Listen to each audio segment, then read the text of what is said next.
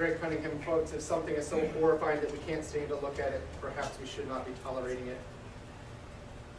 Every major college across our country uses embryology textbooks that teach that life begins at the moment of conception, that the moment in which the sperm from the father meets the sperm of the mother, the egg of the mother, life begins in that unique moment. And it is from there that is a part of human development that starts at that moment of conception. And there are even several people who hold to the pro-abortion side that say that such as Peter Singer, who wrote Practical Ethics, also acknowledges that life begins at the moment of conception. Ronald Dworkin says abortion, which means literally killing a developing human embryo, is a choice for death, as well as philosopher David Boonin, author of A Defense for Abortion, writes, a human fetus is, after all, is simply a human being at a very early stage of his and her development. And real quickly, I have just, 2 minutes left? Yeah. Okay. There are 4 things that separate the unborn from who you are today. 4 things that separate from who you were as an unborn child to the adult that you are today. The first one is size. Yes, you were smaller as an embryo, but when does our body size determine our value? Typically, men are larger than women. Does that mean that men are more human than a woman? Try explaining that one. The second one is level of development. Yes, an embryo is obviously less developed than we are, but a 6-month-old is less developed than an adult. A 2-year-old little girl doesn't even have her reproductive organs functioning yet. Does that mean that she is less human because of her level of development? Our environment, since when does where we are define who we are? Our location, how does 8 inches down the birth canal, although a woman in labor that could be 3 miles, but how does the 8 inches down the birth canal change the definition of humanity? And then the last one is degree of dependency.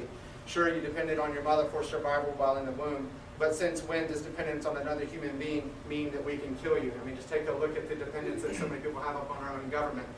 I know I have several of my students at school are diabetic, and they're dependent upon their insulin. It doesn't make them any less human because of their dependency upon something else, and so therefore should not change the definition of our humanity. In the past, we used to discriminate on the basis of skin color and gender, but now with elective abortion, we discriminate on the basis of those 4 things: size, level of development, environment, and degree of dependency. Easy to remember, SLED.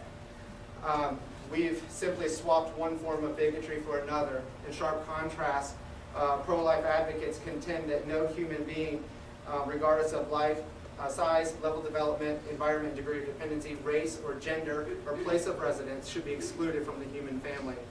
In other words, our view of humanity is inclusive, indeed wide open, to all, especially those who are small, vulnerable, and defenseless.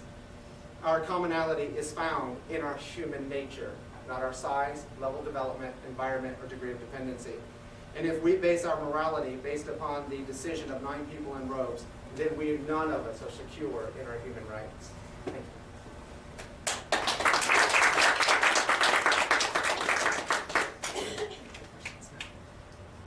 We'll have time for questions afterwards. Thank you. So would you like to start with the projector? Or? Yeah, I'll start with the lights on, please. Lights on. Okay. Well, do I have 2 minutes to say something before I go into my presentation, or how? Yeah, we'll have a little leeway. He had a little bit, we have a little bit. All right. We'll be okay.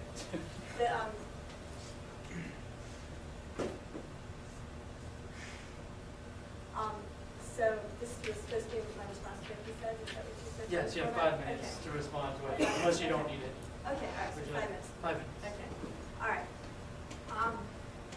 Well, it's been my experience before in the past, lots of times we have much more that we agree on than disagree on.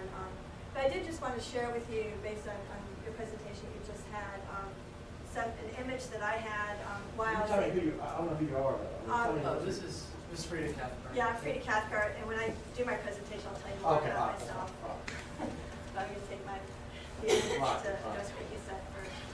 I don't know how many of you watched the images that you saw. I was able to watch all of it.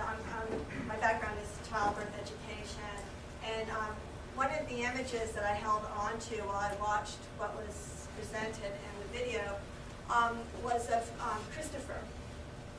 And Christopher was born of a good friend of mine. We were both childbirth educators. She actually took fertility drugs to get pregnant. Very excited about being pregnant. And I can't remember if it was the end of her second trimester or the beginning of her third trimester. She was devastated to learn that her baby had no skull. What? No skull. Oh. It was not going to survive.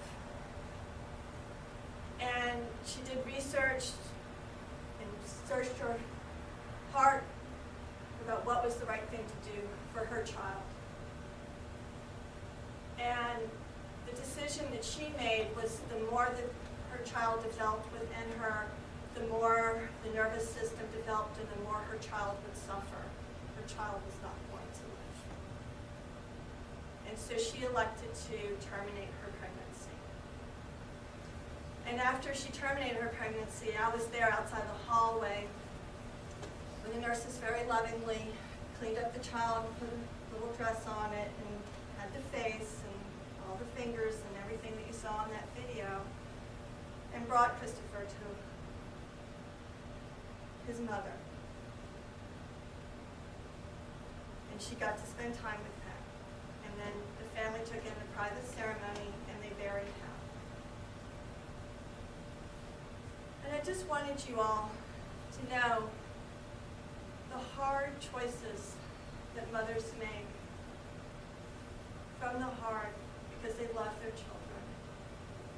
And in those images that were shown in the video, we don't know the background stories of what was there that brought that forward and how that happened. But that's one story I know from personal experience that I wanted to share with you. Okay. A little bit about myself. My name is Frida Cathcart. I'm a graduate of Vernon College, and I'm a fellow in the Life Management Institute, which is a life and health insurance degree. I worked at Shenandoah Life. I'm a childbirth educator. I've worked with pro-life and pro-choice activists across the state to make midwifery legal.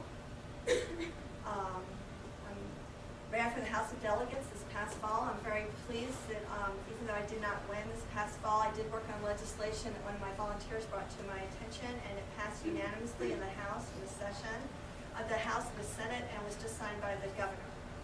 And it has to do with saving women's lives and breast cancer screening. So I love helping people. I love learning. And back in 2005 when I was working on the midwives issues, there was a March for Women's Lives in Washington, D.C., and I met the president of the National Advocates for Pregnant Women, and I was telling her about the progress that we made in Virginia, bringing pro-life and pro-choice activists together on issues that we agreed on, and how we could help people when we do that. And she was just amazed. She's like, I've never heard of bringing pro-life and pro-choice people together, because you're used to seeing them lined up on different sides of the sidewalk yelling at each other.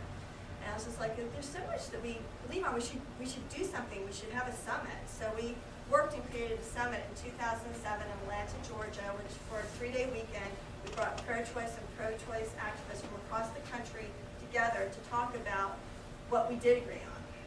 And we found out so many issues. One I was very disappointed to find out did not pass the General Assembly this past session, and it's been there several times, is that women in Virginia prisons are shackled when they give birth. When they're in prison, they don't take the shackles off of them, and that's very harmful for the child that's born. There's good reasons why we don't want to shackle women when they're in labor, and I was very disappointed to hear that did not pass. There's some serious work that we can do and focus and raise consciousness on. So that's what I'd like to concentrate on, and that's where I think you'd asked me earlier, how can you be pro-life and pro-choice? My religion is very important to me. I'm a very religious person. So a lot of what I'm going to speak to is based in my faith, and I just want to let other people know that strongly that there might be other people here of other faiths, and I respect that. So when I share something from my faith perspective, I'm not pushing it on you. I honor what your faith is. But just a lot of the work that I do with this, for me, is faith-based, and so I want to be honest about that. I'd be happy to answer your question later. We're getting into the arms like Yeah, sorry. Trying to follow the format. It's okay. My family's been here, my ancestors since colonial times. My background is also being a social studies teacher in secondary school. And one of the extraordinary things about being American and the country that we founded is the agreement that was made at the beginning of our country that we would respect each other's faiths. Because for a long time in Europe, there have been serious wars going on between Catholics and Protestants, and I'm descended from Baptists that were thrown out of their country, were persecuted, came here. I'm descended from Catholics, and I'm descended from Protestants, so I'm an all-American now. And one of the extraordinary things that we did when we created this country was that we agreed that we would be respectful of each other. And a lot of their disagreement had to do with the salvation of the soul. Not so much focused on when human life began, but how was your soul was going to be saved. And there's still disagreements about that. But we're respectful of that, and we do not persecute each other. And we give each other the right to practice our faith as we see fit, that we are called to. So my personal perspective is pro-life. That's my personal beliefs. I had 2 children when I was using birth control. I've never had an abortion. I've never had a miscarriage. And I had 2 children when I was using birth control, and I conceived it. And I've had lots of conversations with God, and some of them haven't been